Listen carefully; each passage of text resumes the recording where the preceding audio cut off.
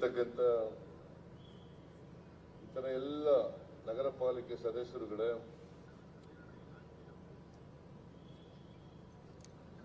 ಆಹ್ವಾನಿತ ಗಣ್ಯರೇ, ಮಾಧ್ಯಮದ ಗೆಳೆಯರೇ, ನನಗೆ ಇನ್ನೆರಡು ಪ್ರೋಗ್ರಾಂಗಳಿರೋದ್ರಿಂದ ಹೆಚ್ಚು ಮಾತನಾಡಲಿಕ್ಕೆ ಹೋಗಲ್ಲ. ಇವತ್ತು ನಾವೆಲ್ಲರೂ ಕೂಡ ಸೇರಿ ಈ ಕಲಾ ಮಂದಿರ ಮತ್ತು ಮಳಿಗೆಗಳು ಇರ್ತಕ್ಕಂಥ ಹೊಸ ಕಟ್ಟಡವನ್ನ ಉದ್ಘಾಟನೆ ಮಾಡಿದ್ದೇವೆ. ಈ ಕಟ್ಟಡವನ್ನ ಅತ್ಯಂತ ಸಂತೋಷದಿಂದ ಉದ್ಘಾಟನೆ ಮಾಡಿದ್ದೇನೆ ಅಂತಕ್ಕಂಥ ಮಾತುಗಳನ್ನು ಹೇಳಲಿಕ್ಕೆ ಬಯಸ್ತಾ ಇದ್ದೇನೆ. ಇದು ಬಹು ಉಪಯುಕ್ತವಾದಂತಹ ಒಂದು ಕಟ್ಟಡ. ಇದರಲ್ಲಿ ಒಂದು ಕಲಾಮಂದಿರ ಇರ್ತದೆ, ಮಳಿಗೆಗಳಿರ್ತವೆ, ಮತ್ತೆ ಬೇಸ್ಮೆಂಟ್ ಇರ್ತದೆ ವಾಹನಗಳನ್ನ ನಿಲ್ಲಿಸಲಿಕ್ಕೆ. ನಮ್ಮ ಆದಾಯನೂ ಕೂಡ ಬೆಳಗಾವಿಗೆ ಬರ್ತದೆ. ಅಂತ ಒಂದು ಕಟ್ಟಡವನ್ನ ಇವತ್ತು ಉದ್ಘಾಟನೆ ಆಗಿದೆ. ಇದು ಸ್ಮಾರ್ಟ್ ಸಿಟಿ ಯೋಜನೆಯಲ್ಲಿ ನಿರ್ಮಾಣ ಆಗಿರ್ತಕ್ಕಂಥ ಕಟ್ಟಡ. ಸ್ಮಾರ್ಟ್ ಸಿಟಿ ಕಾರ್ಯಕ್ರಮ ಯೋಜನೆ ಕೇಂದ್ರ ಸರ್ಕಾರ ಮತ್ತು ರಾಜ್ಯ ಸರ್ಕಾರ ಎರಡೂ ಸರ್ಕಾರಗಳು ಸೇರಿ ಮಾಡತಕ್ಕಂಥ ಕಾರ್ಯಕ್ರಮ. 2015-16ರಲ್ಲಿ ಇದು ಪ್ರಾರಂಭ ಆಯಿತು. ಇದಕ್ಕೆ ಸ್ಮಾರ್ಟ್ ಸಿಟಿ ಇಡೀ ದೇಶದಲ್ಲಿ ಪ್ರಾರಂಭ ಆಗಿದೆ. ಇದು ಕೇಂದ್ರ ಸರ್ಕಾರದ ಪುರಸ್ಕೃತ ಯೋಜನೆ, ಸೆಂಟ್ರಲಿ ಸ್ಪಾನ್ಸರ್ಡ್ ಸ್ಕೀಮ್. ಈ ಸೆಂಟ್ರಲಿ ಸ್ಪಾನ್ಸರ್ಡ್ ಸ್ಕೀಮ್ಗೆ ಕೇಂದ್ರ ಸರ್ಕಾರ 50%, ರಾಜ್ಯ ಸರ್ಕಾರ 50%.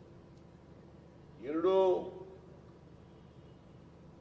ಸರ್ಕಾರಗಳು, ಕೇಂದ್ರ ಸರ್ಕಾರ ಮತ್ತು ರಾಜ್ಯ ಸರ್ಕಾರ 50% ಆಗಿ ಕಟ್ಟಿರ್ತಕ್ಕಂಥದ್ದು. ಯಾವುದೋ ಒಂದು ಸರ್ಕಾರ ಮಾಡಿರ್ತಕ್ಕಂಥದ್ದಲ್ಲ. ಕೇಂದ್ರ ಸರ್ಕಾರ ಒಂದೇ ಮಾಡಿಲ್ಲ, ರಾಜ್ಯ ಸರ್ಕಾರ ಒಂದೇ ಮಾಡಿಲ್ಲ. ಇದನ್ನ ಇಡೀ ದೇಶದಲ್ಲಿ ಈ ಕಾರ್ಯಕ್ರಮವನ್ನು, ಸ್ಮಾರ್ಟ್ ಸಿಟಿ ಕಾರ್ಯಕ್ರಮವನ್ನು ಮಾಡಿದ್ದಾರೆ. ಅದರಂತೆ ಬೆಳಗಾವಿ ನಗರನೂ ಕೂಡ ಆಯ್ಕೆಯಾಗಿದೆ. ಈ ಬೆಳಗಾವಿ ನಗರ ಆಯ್ಕೆಯಾಗಿ ಇದರಲ್ಲಿ ಸುಮಾರು 107 ಕೆಲಸಗಳನ್ನು ತಗೊಂಡಿದ್ದೀವಿ. ಇದರಲ್ಲಿ 102 ಕೆಲಸಗಳು ಮುಕ್ತಾಯ ಆಗಿದ್ದಾವೆ. ಇನ್ನು ಉಳಿದಂತ ಕೆಲಸಗಳು ಇನ್ನೇನು ಕೆಲವೇ ದಿನಗಳಲ್ಲಿ ಮುಕ್ತಾಯ ಆಗ್ತವೆ. ಅದನ್ನ ಕೂಡ ಉದ್ಘಾಟನೆ ಆಗ್ತವೆ ಅಂತಕ್ಕಂಥ ಮಾತುಗಳನ್ನು ಹೇಳಲಿಕ್ಕೆ ಬಯಸ್ತಾ ಇದ್ದೇನೆ. ಇದಕ್ಕೆ ಒಂದು ಸಮಿತಿ ಇದೆ. ಆ ಸಮಿತಿ ಇದರಿಂದ ಬರ್ತಕ್ಕಂಥ ಆದಾಯವನ್ನ ಶೇಖರಣೆ ಮಾಡಿ ಅದನ್ನ ಬೆಳಗಾವಿ ನಗರದ ಅಭಿವೃದ್ಧಿಗೆ ಖರ್ಚು ಮಾಡ್ತಕ್ಕಂಥದ್ದು. ಅದನ್ನ ಸರ್ಕಾರಕ್ಕೆ ಬರಲ್ಲ. ಅದು ನಗರಕ್ಕೆ, ಅಭಿವೃದ್ಧಿಗೆ ಇರ್ತಕ್ಕಂಥ ಹಣ. ಆ ಹಣ ಮುಂದೆ ಬರ್ತಕ್ಕಂಥದ್ದು ಬಹುಶಃ ಒಂದು 5-6 ಕೋಟಿ ಆಗ್ಬಹುದು ಅಂತ ಅನ್ಸುತ್ತೆ ನನಗೆ. ಒಂದು ತಿಂಗಳಿಗೆ ಸುಮಾರು ಇವೆಲ್ಲ ಬಾಡಿಗೆ ಕೊಟ್ಟರೆ ಆಕ್ಷನ್ ಮಾಡಿ ಅಂತ ಹೇಳಿದ್ದೀನಿ. ಯಾಕಂದ್ರೆ ಟ್ರಾನ್ಸ್ಪರೆಂಟ್ ಆಗಿರ್ಬೇಕು. ಟ್ರಾನ್ಸ್ಪರೆಂಟ್ ಆಗಿ ಇರೋದ್ರಿಂದ ಬರ್ತಕ್ಕಂಥ ಆದಾಯ, ಹೆಚ್ಚು ಆದಾಯ ಬಂದರೆ ನಗರಕ್ಕೆ ಒಳ್ಳೆಯದು. ಅದಕ್ಕೋಸ್ಕರ ಹೆಚ್ಚು ಆದಾಯ ಬರಲಿ ಅಂತ ಹೇಳಿ ಆಕ್ಷನ್ ಮಾಡಿ ಹರಾಜಾಕಿ ಬಂದಂತ ಹಣವನ್ನ ಆ ಸಮಿತಿಯವರು ನಗರ ಬೆಂಗಳೂರು, ಬೆಳಗಾವಿ ನಗರಕ್ಕೆ ಅಭಿವೃದ್ಧಿಗೆ ಖರ್ಚು ಮಾಡತಕ್ಕಂಥ ಪ್ರಯತ್ನವನ್ನ ಮಾಡ್ತಾರೆ ಅಂತಕ್ಕಂಥ ಮಾತುಗಳನ್ನ ಈ ಸಂದರ್ಭದಲ್ಲಿ ಹೇಳಲಿಕ್ಕೆ ಬಯಸ್ತಾ ಇದ್ದೇನೆ. ಸೊ ಆದಷ್ಟು ಜಾಗ್ರತೆ ಆಕ್ಷನ್ ಮಾಡಿ ಅದನ್ನ ನಗರ ಪಾಲಿಕೆಗೆ ನಗರ ಪಾಲಿಕೆ ಅಂದ್ರೆ ಬೆಳಗಾವಿ ನಗರದ ಅಭಿವೃದ್ಧಿಗೆ ಖರ್ಚು ಮಾಡತಕ್ಕಂಥ ಹಣ ಮಾಡಲಿ ಅಂತೇಳಿ ಈ ಸಂದರ್ಭದಲ್ಲಿ ಹೇಳಲಿಕ್ಕೆ ಬಯಸ್ತೇನೆ.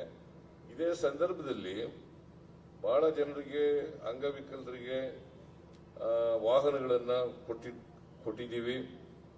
ಆಮೇಲೆ ಪೌರ ಕಾರ್ಮಿಕರಿಗೆ ಕಾಯಂ ಮಾಡತಕ್ಕಂಥ ಕೆಲಸವನ್ನು ಮಾಡಿದ್ದೀವಿ. ಕೆಲವರಿಗೆ ಖಾತೆಗಳನ್ನ ಕೊಡ್ತಕ್ಕಂಥ ಕೆಲಸ ಮಾಡಿದ್ದೀವಿ. ಒಟ್ಟು ಈಗ ಈ ನಗರ ಪಾಲಿಕೆಯಲ್ಲಿ ಪೌರ ಕಾರ್ಮಿಕರು ಕೆಲಸ ಮಾಡ್ತಾ ಇದ್ದಾರಲ್ಲ, ಇವರಿಗೆ ನಮ್ಮ ಸರ್ಕಾರ ಹಿಂದೆ ಇದ್ದಾಗಲೇನೆ ಕಾಯಂ ಮಾಡಬೇಕು ಅಂತೇಳಿ ತೀರ್ಮಾನ ಮಾಡ್ತು. ಆ ಕಾಯಂ ಮಾಡೋವರಿಗೆ ಇವ್ರಿಗೆ ಕಾಂಟ್ರಾಕ್ಟ್ ಮೇಲೆ ಕೆಲಸ ಮಾಡ್ತಾ ಇದ್ರು. ಎಲ್ಲ ನಗರ ಪಾಲಿಕೆ ಪೌರ ಕಾರ್ಮಿಕರು ಇದ್ದಾರ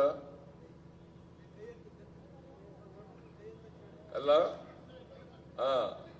ಇವರೆಲ್ಲರೂ ಕೂಡ ಕಾಂಟ್ರಾಕ್ಟ್ ಮೇಲೆ ಒಬ್ಬ ಕಾಂಟ್ರಾಕ್ಟರ್ ಇವರಿಗೆ ಸಂಬಳ ಕೊಡ್ತಾ ಇದ್ರು. ಅದನ್ನು ನಿಲ್ಲಿಸಿ ಮಿನಿಮಮ್ ವೇಜಸ್ ಆಕ್ಟ್ ಪ್ರಕಾರ 7,000 ರೂಪಾಯಿ ಸಿಕ್ತಿತ್ತು ಇವರಿಗೆ. 17,000 ರೂಪಾಯಿ ಮಾಡಿಕೊಟ್ಟದ್ದು ನಮ್ಮ ಸರ್ಕಾರ ಅಂತಕ್ಕಂಥದನ್ನ ತಮಗೆ ತಿಳಿಸ್ಲಿಕ್ಕೆ ಬಯಸ್ತೇನೆ. ಏನ್ರಪ್ಪ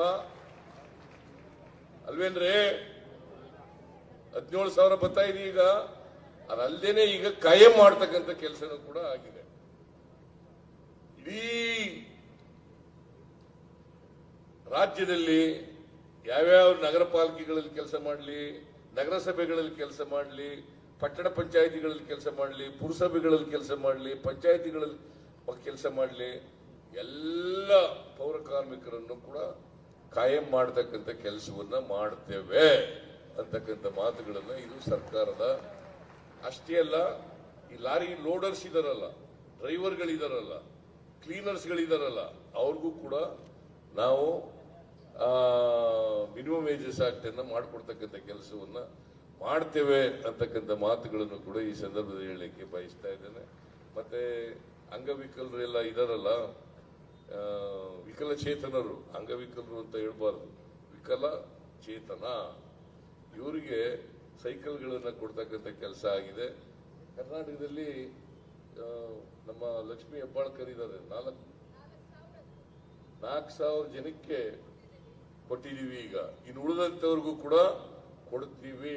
ಎಲ್ಲ ಉಳಿದಂತ ವಿಕಲಚೇತನರು ಎಲ್ಲರಿಗೂ ಕೂಡ ಕೊಡ್ತೇವೆ ಅಂತಕ್ಕಂಥ ಮಾತುಗಳನ್ನ ಹೇಳಲಿಕ್ಕೆ ಬಯಸ್ತೇನೆ. ಅಭಯ ಪಾಟೀಲ್ ಒಂದು ಮಾತು ಹೇಳಿದರೆ, ನಮಗೆ ಲಕ್ಷ್ಮೀ ಹೆಬ್ಬಾಳ್ಕರ್ ಕೂಡ ಹೇಳಿದ್ರು. ನಾ ಬರುವಾಗ ಅದಾಯ್ತಮ್ಮ ಹೇಳ್ತೀನಿ, 7 ಗಂಟೆ ಕೂತ್ಕೊಂಡು ಸ್ವಲ್ಪ ನೀನು ನಿಮ್ ಕ್ಷೇತ್ರದಲ್ಲಿ ಆಗಿರ್ತಕ್ಕಂಥದ್ದು ಅದು STP ಆಗಬೇಕು. ಆ STPಗೆ ಜಮೀನು ಅಕ್ವೈರ್ ಆಗಿದೆ. ಆ ಜಮೀನು ಅಕ್ವೈರ್ ಆಗಿರೋದಕ್ಕೆ ಅಕ್ವಿಷನ್ ಮಾಡ್ಕೊಂಡಿದ್ದಾರೆ. ಅಕ್ವಿಷನ್ ಮಾಡ್ಕೊಂಡಿರೋದಕ್ಕೆ ಕೆಲಸ ಆಗಿದೆಯಪ್ಪ, ಪರಿಹಾರ ತಗೊಂಡಿಲ್ವಲ್ಲಯ್ಯ. ಇವ್ರು ದುಡ್ಡು ತಗೊಂಡಿಲ್ಲ ಅಂತಂದ್ರೆ ಇವರು ತಕರಾರು ಮಾಡ್ಕೊಂಡಿದ್ದಾರೆ. ಸರ್ಕಾರ ಪರಿಹಾರ ಹಣನ ಕೋರ್ಟ್ ನಲ್ಲಿ ಡಿಪಾಸಿಟ್ ಮಾಡಿಬಿಟ್ಟಿದ್ದಾರೆ.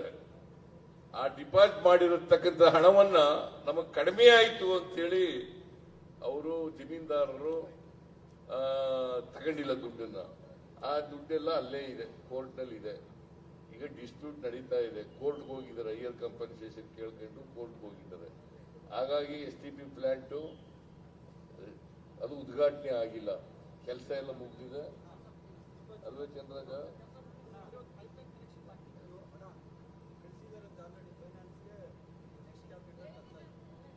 ಅದಕ್ಕೆ ಲಕ್ಷ್ಮೀ ಹೆಬ್ಬಾಳ್ಕರ್ ಅವರು ಹೇಳ್ತಾ ಇದ್ರು, ಇಲ್ಲೇ ಬೇರೆ ಕಡೆ ಒಂದ್ ಕಡೆ ಈ ತರ ಕೊಟ್ಟಿದ್ದಾರೆ, ಹೆಚ್ಚು ಪರಿಹಾರ ಕೊಟ್ಟಿದ್ದಾರೆ, ಇದಕ್ಕೂ ಕೊಡಿ ಅಂತ ಹೇಳಿದ್ದಾರೆ. ನಾನು ಅದನ್ನ ಫೈಲ್ ತರಿಸಿ ನೋಡ್ಬಿಟ್ಟು ಹೇಳ್ತೀನಮ್ಮ. ಯಾಕಂತಂದ್ರೆ ನೋಡ್ದೇನೆ ಹೇಳಕ್ ಹೋಗ್ಬಾರ್ದು. ನಾನು ಏನ್ ಹೇಳ್ತೀನಿ ಅದರಂತೆ ನಡ್ಕೋಬೇಕು, ಗೊತ್ತಾಯ್ತಾ? ರೈತರಿಗೆ ಅನ್ಯಾಯ ಆಗೋದಾದ್ರೆ ಸರಿಪಡಿಸ್ತಕ್ಕಂಥ ಕೆಲಸ ಮಾಡ್ತೀವಿ. ಅದನ್ನೇ ಈಗ Lakshmi Hebbalkar is A part of the government, ಅನ್ಯಾಯ ಆಗಬಾರದು ಅಂತ ಹೇಳ್ತಾ ಇದ್ದಾರೆ. ಅವ್ರ ಕ್ಷೇತ್ರ ಆದ್ರಿಂದ ಸ್ವಲ್ಪ ಒಂದ್ ಹೆಜ್ಜೆ ಮುಂದೆ ಹೋಗಿ ಹೇಳ್ತಾ ಇದ್ದಾರೆ. ಯಾವುದು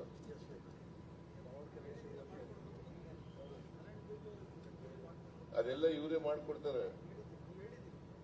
ಅವರೆಲ್ಲ ಮಾಡ್ಕೊಡ್ತಾರೆ. ನಾನು ಹೇಳ್ತೀನಿ ನಗರಾಭಿವೃದ್ಧಿ ಸಚಿವರಿಗೆ ಕೂಡ್ಲೆ ಆಸಿಫ್ ರಾಜು ಶೇಟ್ ಆಸಿಫ್ ಶೇಟ್ ಅವ್ರು ಹೇಳದನ್ನ ಮಾಡ್ಕೊಡಪ್ಪ, ಇವರು ನಮ್ಮ ಮನುಷ್ಯ ಮಾಡ್ಕೊಡಿ. ನಮ್ಮ ಮನುಷ್ಯ ಅಂತ ಯಾಕೆ ಹೇಳಿದೆ ಅಂತಂದ್ರೆ ಇವರು ಆತ್ಮೀಯರು, ಅವ್ರ ಅಣ್ಣ ಆತ್ಮೀಯರಾಗಿದ್ರು, ಇವ್ರ ತಮ್ಮನು ಕೂಡ ಆತ್ಮೀಯರಾಗಿದ್ದಾರೆ. ನಮ್ಗೆಲ್ಲ 224 MLAಗಳು, 75 ಜನ MLCಗಳು ಎಲ್ಲರೂ ಕೂಡ ಆತ್ಮೀಯರೇ. ಕರ್ನಾಟಕ ರಾಜ್ಯದ ಮುಖ್ಯಮಂತ್ರಿ ನಾನು, ಬರೀ ಕೆಲವರ ಮುಖ್ಯಮಂತ್ರಿ ಅಲ್ಲ. ಆದ್ರಿಂದ ಬೆಳಗಾವಿಯನ್ನು ಕೂಡ ಅಭಿವೃದ್ಧಿ ಮಾಡತಕ್ಕಂಥ ಪ್ರಯತ್ನವನ್ನ ಮಾಡ್ತೇವೆ. ಈಗ 6,928 ಕೋಟಿ 6,928 ಕೋಟಿ ಈ ಸ್ಮಾರ್ಟ್ ಸಿಟಿಗೆ ಆಗಿದೆ ಯೋಜನೆಗೆ. 6,928 ಕೋಟಿ. ಅದರಲ್ಲಿ 3,428 ಕೋಟಿ ಕೇಂದ್ರದಿಂದ ಬಂದಿದೆ. 3,428 ಕೋಟಿ. 3,500 ಕೋಟಿ ರಾಜ್ಯದಿಂದ ಬಂದಿದೆ. ಅಂದ್ರೆ ರಾಜ್ಯದ್ದೇ ಸ್ವಲ್ಪ ಹೆಚ್ಚು. ಸೊ ನಾವು ಇಡೀ ರಾಜ್ಯದ ಸಮಗ್ರ ಅಭಿವೃದ್ಧಿಯನ್ನು ಮಾಡತಕ್ಕಂಥ ಪ್ರಯತ್ನವನ್ನು ಮಾಡ್ತೇವೆ ಅಂತಕ್ಕಂಥ ಮಾತನ್ನು ಹೇಳಿ, ಬೆಳಗಾವಿ ಹಿಂದೆನೂ ಕೂಡ ನಾನು ವಿಶೇಷ ಅನುದಾನ ಕೊಟ್ಟಿದ್ದೆ ಬೆಳಗಾವಿಗೆ. ಮುಂದೆನೂ ಕೂಡ ಅಭಿವೃದ್ಧಿ ಮಾಡತಕ್ಕಂಥ ಕೆಲಸವನ್ನ ಮಾಡ್ತೇವೆ ಅಂತಕ್ಕಂಥ ಮಾತುಗಳನ್ನ ಹೇಳಿ, ಮತ್ತೆ ಈ ಖಾತೆ ನಗರಾಭಿವೃದ್ಧಿ ಸಚಿವರು ಖಾತೆ ಎಲ್ಲ ಎಲ್ರಿಗೂ ಮಾಡಿಕೊಡಿ. ಯಾಕಂದ್ರೆ ರೆವಿನ್ಯೂ ಬಡಾವಣೆಗಳು ಹೆಚ್ಚಾಗ್ಬಿಡ್ತವೆ ಖಾತೆ ಮಾಡದೆ ಹೋದ್ರೆ. ಅದಕ್ಕೋಸ್ಕರ ಖಾತೆಗಳನ್ನು ಕೂಡ ಮಾಡಿಕೊಡಬೇಕು ಅಂತಕ್ಕಂಥದ್ದನ್ನು ಈಗಾಗಲೇ ಸೂಚನೆ ಕೊಟ್ಟಿದ್ದೇನೆ. ಅದರಂತೆ ಈಗ ಮಾಡ್ತಾ ಇದ್ದಾರೆ.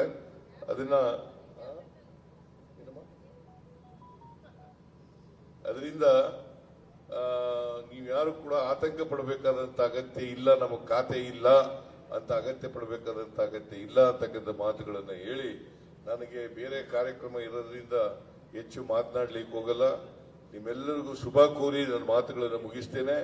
ಜೈ ಹಿಂದ್, ಜೈ ಕರ್ನಾಟಕ.